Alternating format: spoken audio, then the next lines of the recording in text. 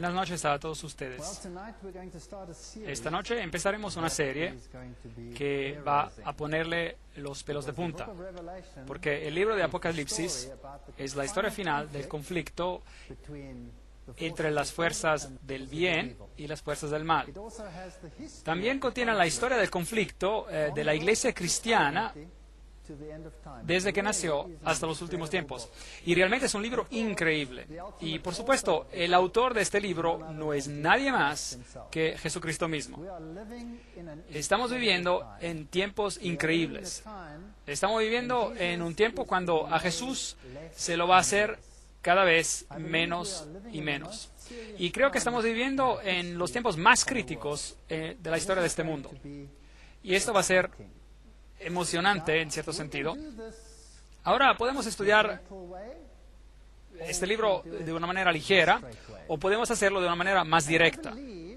Y creo que estamos viviendo en tiempos donde no hay tiempo para tener una enseñanza a la ligera. Así que lo que quiero hacer en las próximas 2 semanas será explicarles lo que el libro de Apocalipsis quiere decir, y quizás algunas cosas serán un poco inquietantes, pero quiero que recuerden que si han leído hasta los últimos versos del libro, saben que Jesús es el que gana, el que vence. Así que no hay nada de qué preocuparse. Quizás produzca miedo en los corazones de algunos cuando vean lo que está pasando en este mundo y cómo esas cosas han sido planeadas por siglos. Pero Dios predijo todo en los detalles más pequeños hace mucho tiempo atrás. Sin duda, esto muestra que Él está en control. Él está en control. Han tratado hasta de remover esos asuntos de la palabra de Dios y ha habido una grande batalla sobre la palabra de Dios a lo largo de los siglos, culminando en la batalla más impresionante en nuestros tiempos, y una batalla que realmente nadie sabe, y estaremos viendo este asunto también. Hay algunas conferencias que estaremos viendo acerca de este tema, este mismo tema, cómo han distorsionado y cambiado asuntos para que usted no reconozca el riesgo en el que realmente estamos. Así que el libro de Apocalipsis es una historia acerca de la hermosura, una historia acerca de la verdad, una historia acerca de la restauración, una historia acerca de la victoria de Dios contra sus enemigos, todos sus enemigos.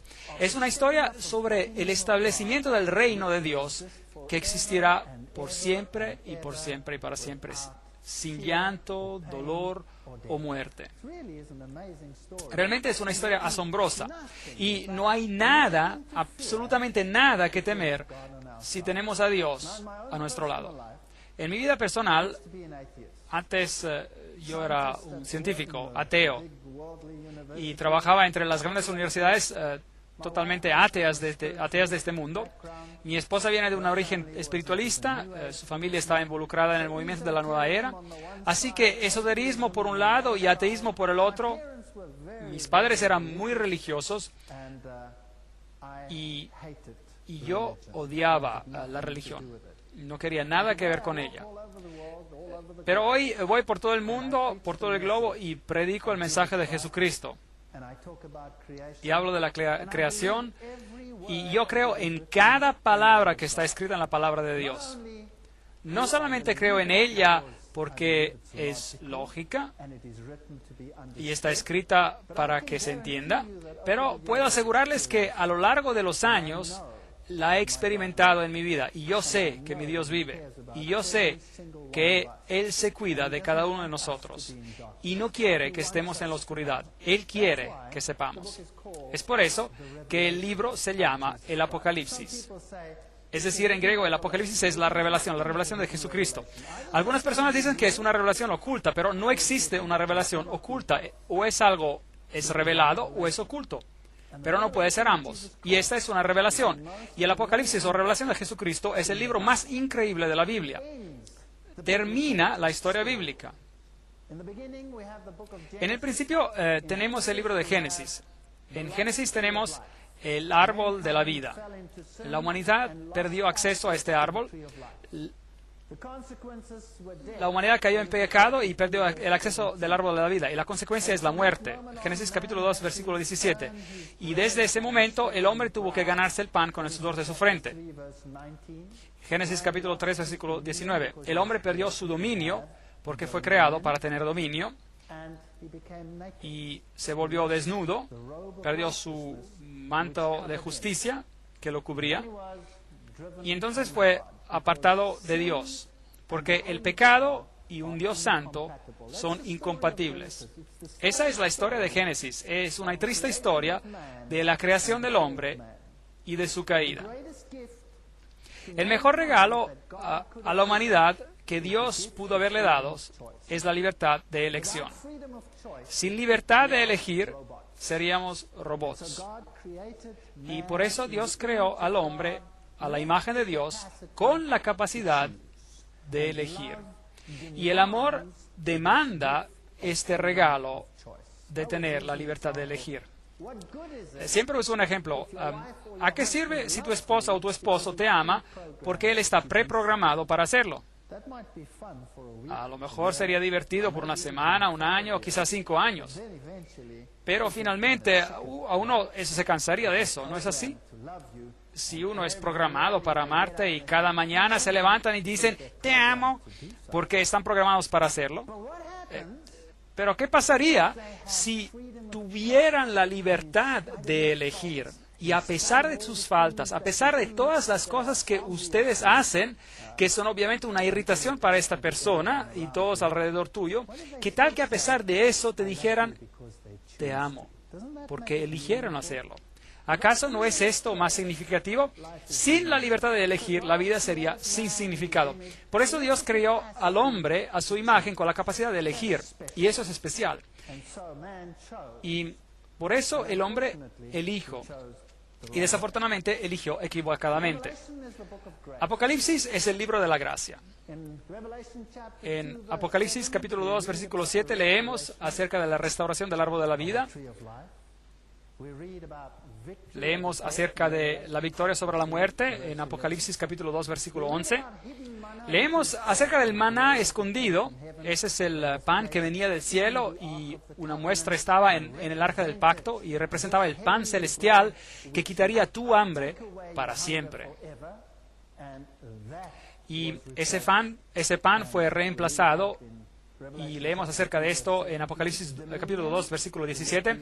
El dominio será restaurado, Apocalipsis 2, versículo 26. Los que aceptan el regalo maravilloso de Dios serán vestidos de blanco, así que la perdida vestimenta de justicia será restaurada. Apocalipsis 3, versículo 5. Y ya no habrá más separación con Dios, Apocalipsis 3, versículo 12. Así que el libro de Apocalipsis es un libro de restauración. Pero también tiene información que es espantosa, por decirlo de manera directa, es espantosa, puede dar miedo. La estructura del libro. Hay 7 iglesias, 7 cartas, 7 estrellas, 7 candelabros, 7 espíritus, 7 lámparas, 7 sellos, 7 trompetas, 7 cuernos, 7 ojos, 7 truenos, 7 cabezas, 7 coronas, 7 ángeles, 7 copas y 7 montañas. Así que el número 7 es obviamente importante. El número 7 es el número divino, es el número de la perfección.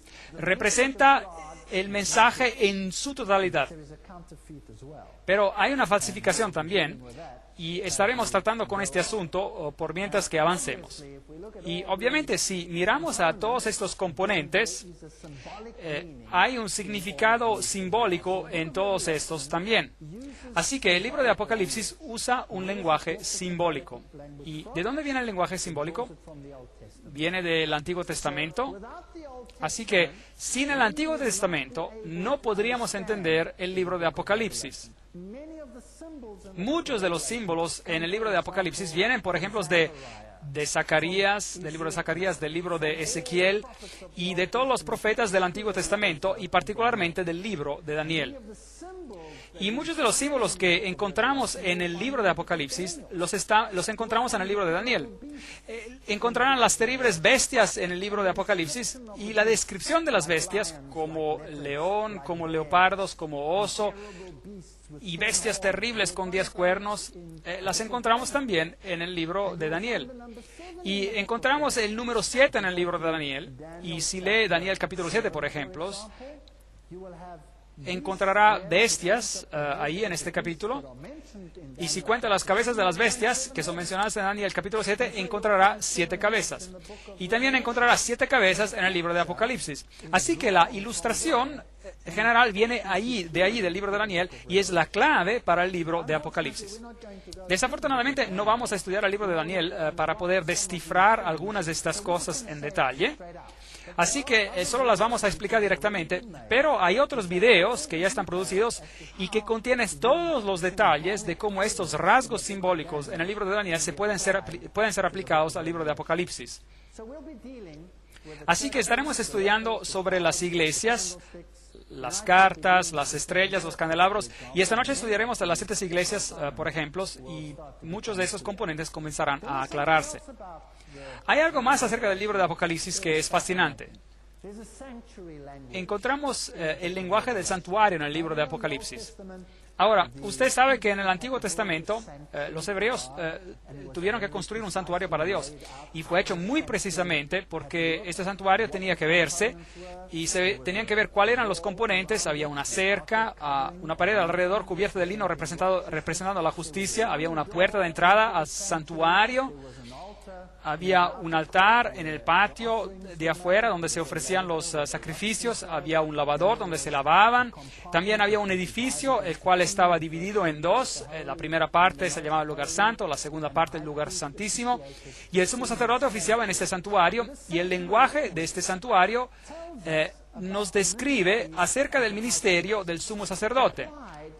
El lenguaje en Apocalipsis que de este ministerio del sumo sacerdote se aplica a Jesús, que tomaría el lugar de todos esos símbolos descritos en el Antiguo Testamento.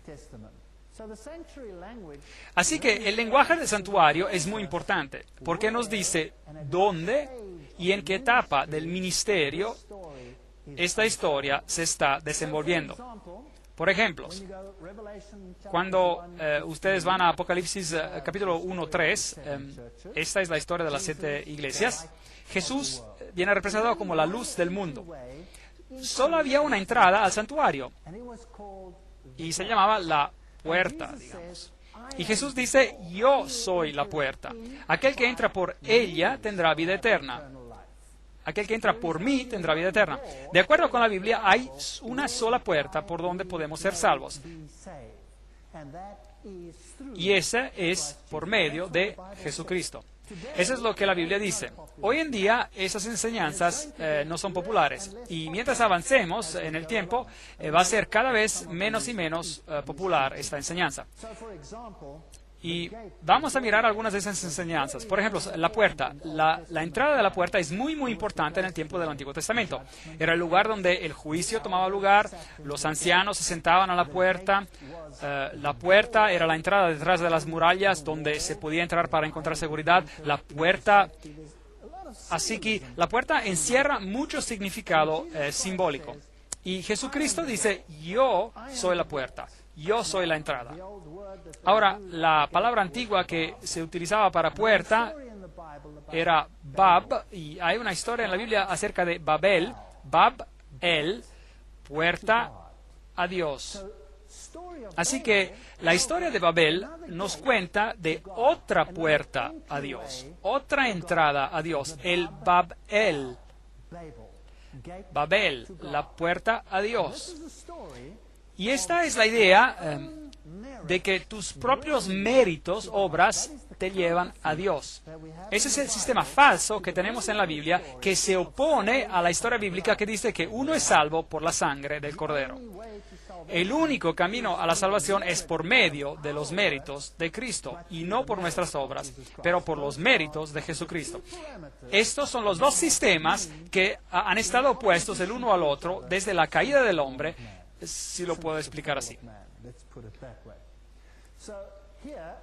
Entonces, aquí cuando hablamos acerca de las luces se encontraron en el primer aposento del templo, y eso significa el ministerio que ocurre en el lugar santo, en el primer aposento. Cuando hablaremos de Apocalipsis capítulos de 3 a 8, estaremos hablando sobre los sellos, y ahí se menciona el pan de la presencia, así que todavía estamos en el primer aposento del santuario, el lugar santo.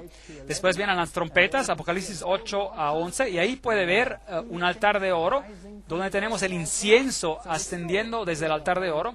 Así que todavía estamos en el lugar santo. Esos son los eventos que toman lugar en un periodo donde el sumo sacerdote todavía está sirviendo como representante de la humanidad en ese aposento en particular. Tan pronto que llegue Apocalipsis 12 al 14, el cuadro cambia. Allí el profeta ve el arca de Dios. Ahora, el arca de Dios, el arca del pacto, no está en el primer aposento del santuario, está en el segundo aposento, que se llama el lugar santísimo. El Hagion, en el lugar santísimo, en griego, Hagion. Así que nos hemos trasladado a otra porción del ministerio del sumo sacerdote, y él solo entraba al lugar donde estaba el arca del pacto una vez al año, y eso era durante el día de la expiación. Ahora estamos tratando con temas relativamente complejos y no tenemos tiempo para cubrir todo en detalle, pero hay un video, una conferencia disponible sobre este tema en detalle, sobre todo lo que significaban esas cosas. En Apocalipsis capítulos 15 a 22 tenemos lo que llamamos escatología, los eventos que se refieren al fin, las cosas finales que pasarán con el planeta, aquellas cosas que todavía no han ocurrido, pero que van a ocurrir. Y si usted estudia Apocalipsis de esta manera, le va a resultar claro de qué periodo histórico se habla en la historia del cristianismo. Hay 7 bendiciones en el libro de Apocalipsis. Bienaventurado el que lee y los que oyen las palabras de esta profecía y guardan las cosas en ellas escritas, porque el tiempo está cerca. Apocalipsis 1:3. Obviamente Dios quiere que lo leamos, el libro, que lo escuchemos y que lo llevemos al corazón. Porque ¿cómo podemos guardar algo que no entendemos? Así que cuando miramos a esta bendición, y no es cierto que Dios quiere que entendamos de lo que se trata el libro de Apocalipsis, claro que sí. Así que hay una bendición en el libro. Entonces, ¿cómo es posible que algunos dicen que este libro está sellado para que nos entienda? Bueno, entonces te privas de esta bendición, ¿correcto? Algunos hasta dicen que este libro no debería ser leído, porque está escrito para los que van a ser perdidos. Bueno, si este libro está para los que van a ser perdidos, entonces, ¿cómo puede haber una bendición si uno lo lee y si uno lo guarda en su corazón? Y oí una voz que me decía desde el cielo: escribe, bienaventurados de aquí en adelante los muertos que mueren en el Señor. Sí, dice el Espíritu, descansarán de sus trabajos porque sus obras con ellos siguen. Apocalipsis 14:13. Aquí también hay una alusión acerca de las obras. Las obras no son un medio para alcanzar la salvación, son una consecuencia de la salvación. Pero hay una bendición para aquellos que mueren en Cristo. Los que han aceptado al Cordero como su medio de salvación, en vez de Babel, que es el otro portal, puerta a Dios. Yo vengo como un ladrón, bienaventurado el que vela y guarda sus vestiduras, no sea que ande desnudo y vean su vergüenza. Así que tenemos que aferrarnos a la justicia de Cristo. Nosotros no tenemos justicia, solo Cristo es nuestra justicia. Y si renunciamos a esta idea y renunciamos a la esperanza de su venida para salvar a aquellos que son de Él, entonces las posibilidades son que andaremos desnudos. Apocalipsis 19:9, el ángel me dijo: escribe, bienaventurados los que son llamados a la cena de las bodas del Cordero. Y me dijo: estas son las palabras verdaderas de Dios. Bueno, obviamente hay una bendición aquí. Si usted está invitado a la cena de las bodas del Cordero, significa que usted forma parte de lo que es la novia. Bendecido y santo es el que tiene parte en la primera resurrección. Hay dos resurrecciones mencionadas en la Biblia. La primera resurrección es la resurrección de aquellos que mueren en Cristo y toman parte en esta fiesta de bodas. Y luego hay una segunda resurrección y ellos participarán a otra fiesta que se llama la Cena de las Aves. Y no creo que queramos participar a esa fiesta. Así que aquellos que son parte de la primera resurrección serán los que van a ser sacerdotes de Dios y de Cristo y reinarán con Él por 1000 años. Aquí tenemos el periodo del milenio. Las 7 bendiciones, vengo pronto, bienaventurado el que guarda las palabras de la profecía de este libro. Apocalipsis 22:7. Creo que eso significa más que solo el libro de Apocalipsis. Es la Biblia entera. La Biblia es el estándar para la formación del carácter. Es la historia de la salvación. Bienaventurados los que llevan sus ropas, o en la Reina Valera Antigua se dice, bienaventurados los que guardan sus mandamientos, para que su potencia sea en el árbol de la vida y que entren por las puertas en la ciudad. Así que la obediencia a Dios es un factor muy importante también, Apocalipsis 22:14. Ahora, obviamente habrá una posición que está en contra de todos estos factores. El libro de Apocalipsis está escrito con una estructura particular, una tal estructura que se llama un quiasmo. Es una estructura literal que asigna eventos de una manera particular en el tiempo. Por ejemplo, si tomamos el libro de Apocalipsis en su totalidad, está escrito en una forma de pirámide, por así decir. Las primeras partes son lo que llamamos el brazo, la parte histórica, que son las 7 iglesias, los 7 sellos, las 7 trompetas, y que nos conducen al gran final de la gran controversia entre Cristo y Satanás, y entre los seguidores de Satanás y los seguidores de Cristo. Y el segundo brazo o parte del libro, leyendo desde la conclusión hacia el medio del libro, sería sobre los temas de la Nueva Jerusalén, el milenio y la caída de Babilonia. Así que esta estructura nos dice dónde nos encontramos en la línea del tiempo. Y si usted entiende la estructura del libro de Apocalipsis, entonces será más fácil moverse por el libro. Porque hay algunas personas que les gusta arrojar a temas por todo lugar. Por ejemplo, hay muchos que toman las trompetas y las arrojan al futuro, en otras partes, en la parte escatológica, y así que toman las trompetas y las aplican a los eventos que todavía tienen que pasar en el futuro, cuando Dios restaure todas las cosas.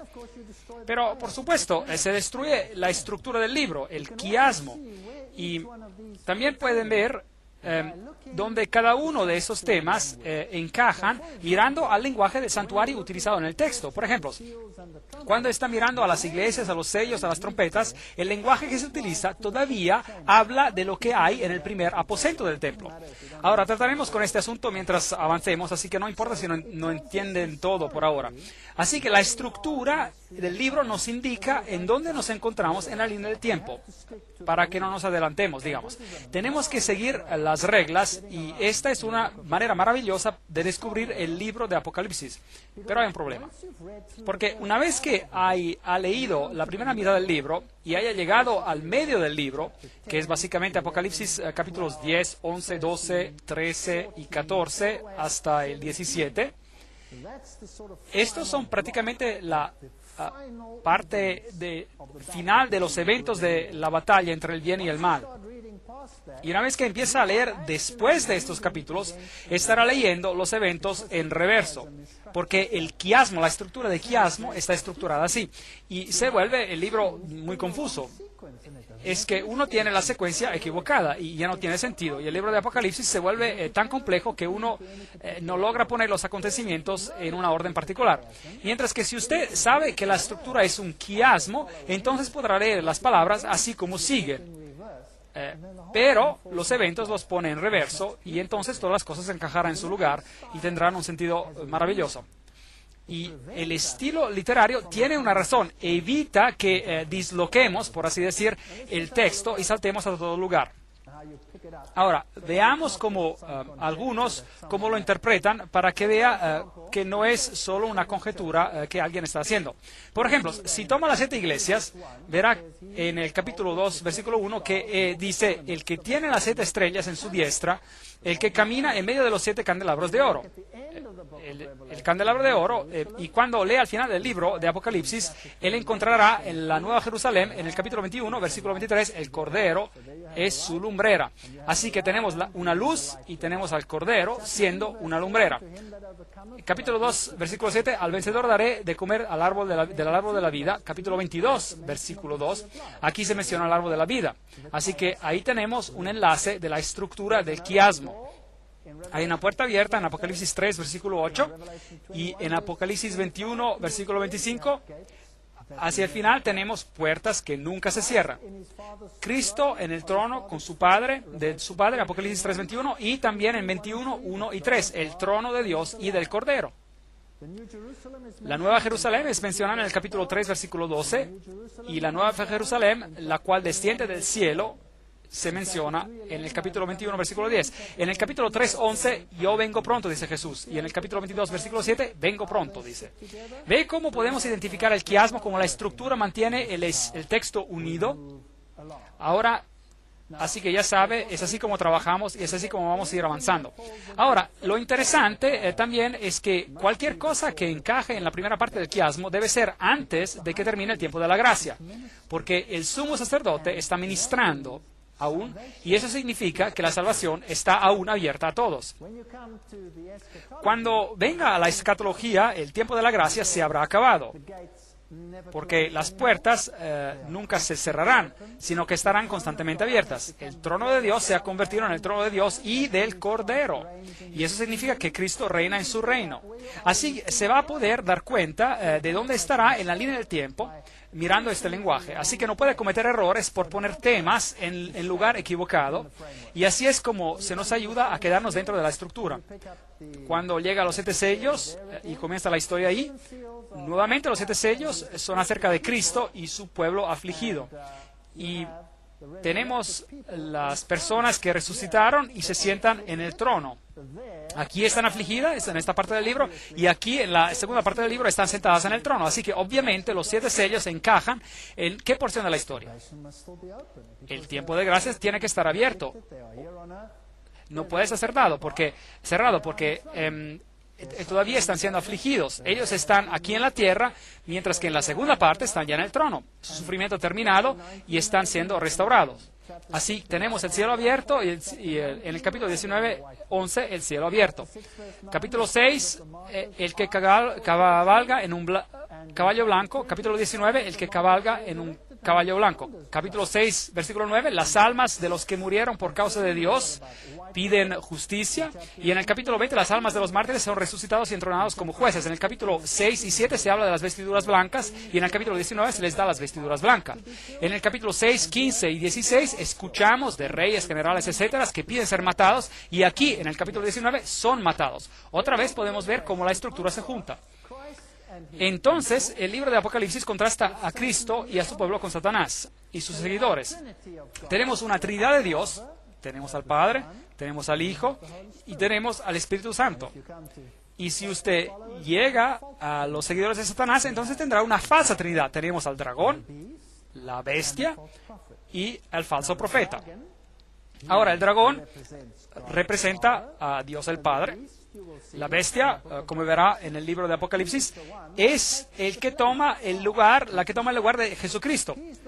Es la que levanta un reino, pero no es un reino terrenal, pero Él es el que, delante de Él, cada uno se inclina, cada rodilla se va a inclinar delante de esta bestia. La bestia es la que tiene la muerte falsa y la resurrección falsa.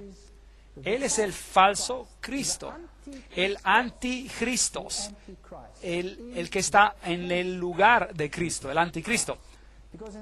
Porque ustedes sabrán que en el 75% de los casos, la palabra anticristo significa en lugar de Cristo. Y tenemos que saber con lo que estamos tratando. El falso profeta es obviamente el que toma el rol del falso Espíritu Santo. Y estos son los 3 poderes que van a engañar el mundo entero a seguir un conjunto de reglas equivocadas, a seguir al Salvador equivocado. Esta es una historia peligrosa y está tan perfectamente hecha y está tan engañadora que si no la estudiamos en detalle, no nos vamos a dar cuenta. ¿Usted piensa que el mundo hoy en día está por la mayoría engañado? ¿Sí o no? Absolutamente sí. De eso habla el libro de Apocalipsis. ¿Qué es lo que Jesús dijo a sus discípulos cuando se le acercaron a preguntar, ¿cuál es la señal de tu venida y de los últimos días? ¿Qué fue lo primero que Jesús dijo? Él dijo, cuidado que no seáis engañados. El engaño es cómo funciona este asunto. En las conferencias que vienen a continuación estaremos tratando acerca del engaño como probablemente nunca antes lo han escuchado. Estaremos hablando de cosas que les pondrán los pelos de punta. Así que no se pierdan las conferencias que van a seguir. Vamos a hablar de cosas que son hechas en secreto. ¿Quién hace cosas en secreto? Claro. Jesús dice, yo no he hecho nada en secreto. Pero hay muchas cosas que se hacen en secreto. Y este mundo, y no se engañen, es gobernado por sociedades secretas. Así que tendremos que ver a las sociedades secretas porque el libro de Apocalipsis es acerca de lo que pasa en secreto. Todo el poder al Hijo y todo el poder a la bestia. ¿Acá ven el contraste? Hebreos 1.8, Apocalipsis 6.2, todo el poder del Hijo. Y el sistema falsificado dice, todo el poder a la bestia. Las llaves de la muerte y del infierno, las llaves del abismo, Apocalipsis 9.1 y 1.18. Aquí tenemos el contraste entre Cristo y sus seguidores y contra Satanás y sus seguidores. Y tendremos que ser muy meticulosos para separarlos. ¿Quién es semejante a Dios? Isaías 40:18. ¿Quién es como la bestia? Apocalipsis 13:4. Así que el poder de la bestia es amenazante. Tenemos que vigilarlo. El cordero que fue inmolado, Apocalipsis 13:8, una de sus cabezas como si hubiera sido herida a morir. Apocalipsis 13. Algunas traducciones dicen, parecía tener una herida mortal esta cabeza. El que es, era y ha de venir, Apocalipsis 1:4. La bestia que era y no es y será, Apocalipsis 17:8.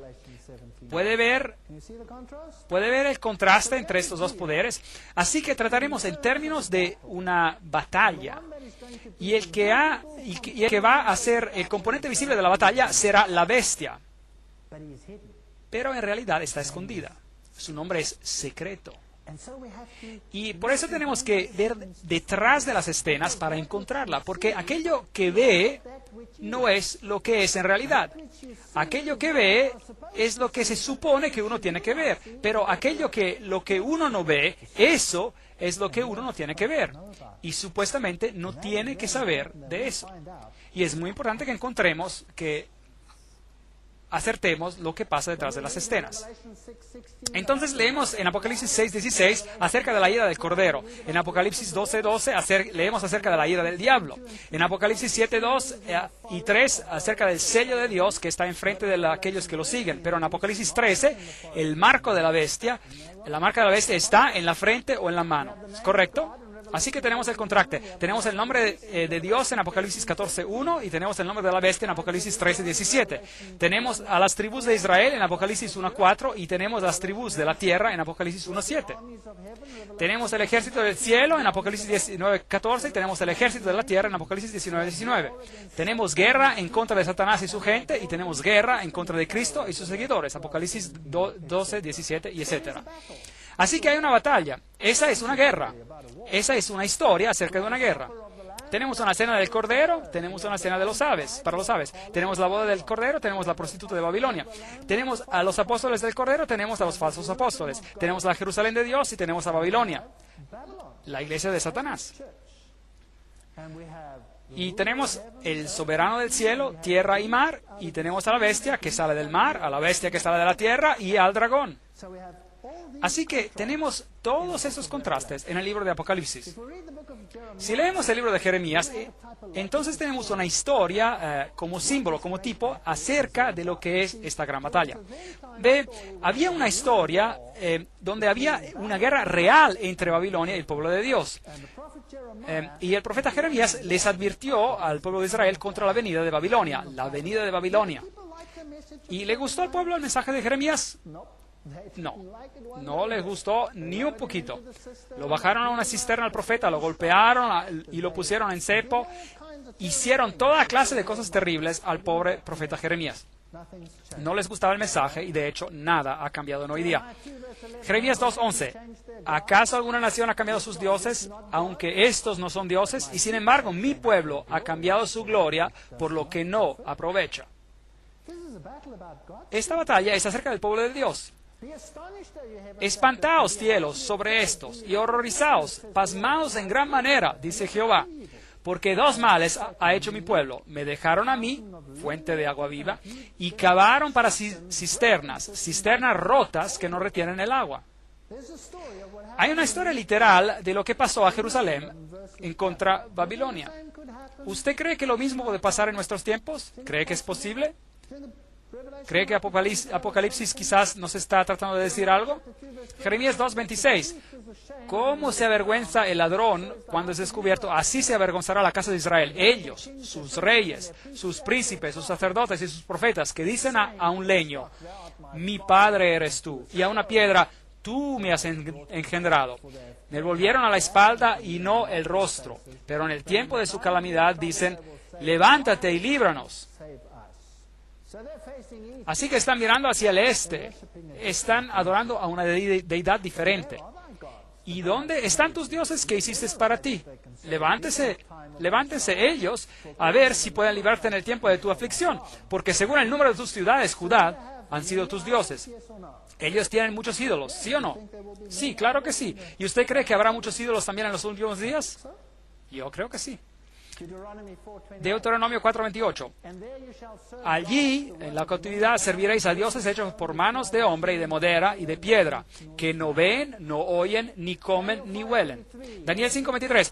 Sino que contra el Señor del cielo te has ensoberbecido, hiciste traer ante ti los vasos de su casa, y tú y tus grandes, tus mujeres y tus concubinas bebisteis vino de ellos. Además dices alabanza a dioses de plata y oro y de bronce, de hierro, de madera y de piedra, que ni ven, ni oyen, ni saben, pero nunca honraste a tu Dios, en cuya mano está tu vida y de quien son todos tus caminos. Lo mismo va a pasar en nuestros tiempos. Antes adoraban a ídolos y hoy también tenemos ídolos. No hay diferencia. Vayamos a los tiempos antiguos y les daré un bosquejo de cómo se veían las estructuras antiguas. Este es un lugar antiguo que se llama Euripa y está en Siria. Aquí se encuentran ruinas de la ciudad antigua. Ahora podríamos ir allí con esta forma de transporte, pero parecía un poco frágil. Así que optamos por este vehículo lujoso aquí. Y de hecho manejamos centenares y centenares de kilómetros con este viejo Mercedes a este lugar en particular. Y así es como se ve. Y parece que está totalmente destrozado. No podía creer que un coche como este aún funciona. Y tiene ahí una etiqueta interesante que dice, coche fuerte, más rápido. Bueno, este hombre árabe nos llevó a esta ciudad antigua.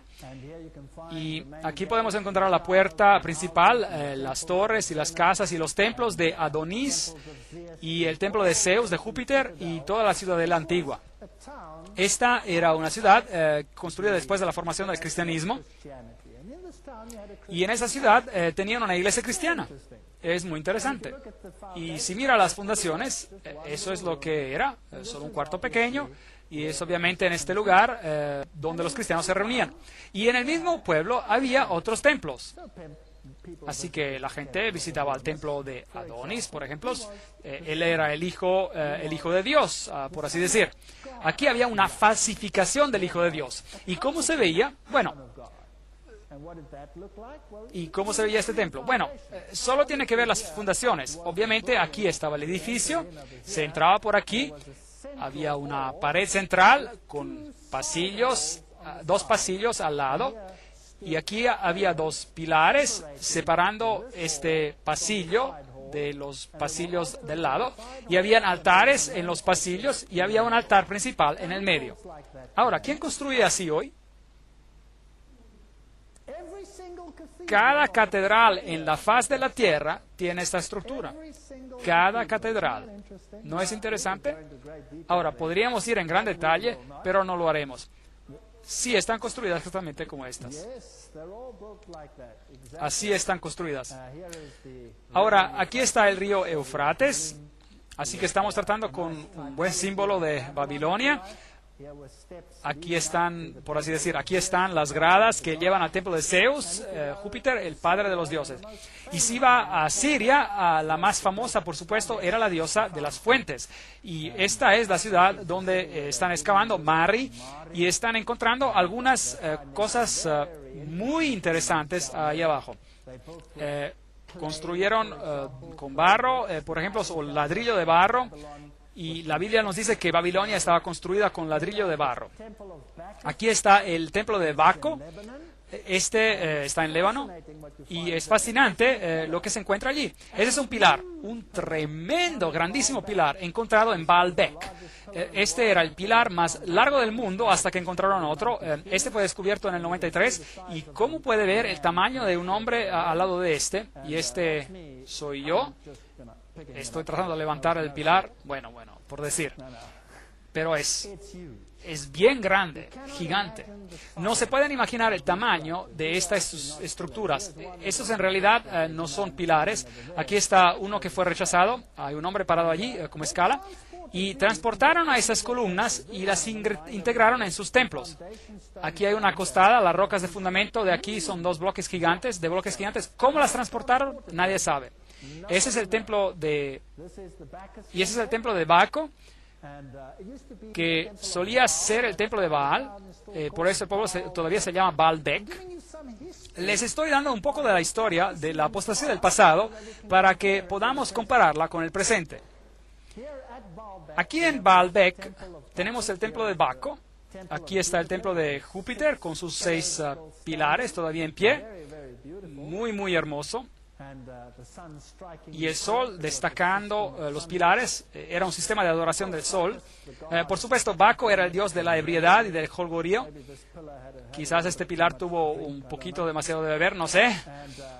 Y si usted va al altar de Júpiter, por ejemplo, encontrará a esta estructura. Esto es exactamente como el dios Quetzalcóatl que se ve en Sudamérica es. Así que ya saben de dónde vino la religión de Sudamérica. Luego tenemos a Venus con leones con alas a los lados. La Biblia habla del león con alas de águila como el símbolo de Babilonia. Y tenemos esta estructura por aquí, el círculo con una cruz. Este era un símbolo de Baal. Se encuentra en muchas iglesias hoy en día. Y si usted va al templo de Júpiter, más allá encontrará algunas estructuras interesantes. Leones nuevamente, ciertos relieves en los pilares. Tenemos estas cruces gamadas en todo lugar. Eran símbolos de la adoración del sol. Allí están un poco agrandadas, ahí las ven. Encontrará esta misma cruz gamada bajo el pie de Buda. El budismo usa exactamente el mismo símbolo que era usado en el templo de Baal. Lo encontrará en relieves romanos en los tiempos antiguos. Allí lo encontrará hasta en los tiempos de los hititas. La cruz gamada. Encontrará el símbolo del círculo con un punto en él, usado también en la antigüedad. Encontrará altares y pilares de sacrificio. 3 arcos con 3 deidades en él. Normalmente esos dioses eran el Padre, la Madre y el Hijo en él. Aquí tenemos otro símbolo interesante que es usado hoy en día. Búhos y halcones son muy populares. Y estructuras interesantes como esta, por ejemplo. Bueno, ¿qué me dirían? ¿Qué es esa estructura? Parece a la estrella de David, ¿no es así? Ahora, la estrella de David no tiene nada que ver con David. Ni tú ni yo la encontraremos a la estrella de David en la Biblia. Esta era una estrella usada durante los tiempos de los hititas. Este era un símbolo de Baal. Encontrará que Islam la utiliza. Ahí está el nombre de Alá en el hexagrama. Y aquí la encontrará en el hinduismo. Lo utiliza. Y era utilizada en la adoración de Baal. La media luna con la estrella, o la luna Oz, como es usada en el Islam. Ahí la encontrará como se usaba entre los hititas. Este símbolo por aquí, bueno, este lo encontrará usado en la NATO hoy en día. Ángeles, cerdos, una mujer con una minifalda y con una copa de oro en su mano. Estos símbolos nos dicen que los símbolos en el templo de Baal eran idénticos al simbolismo mencionado en el Apocalipsis y en el mundo hoy en día, de hecho. Y vamos a comparar en el tiempo que compartamos juntos lo que pasó entonces y lo que está pasando hoy.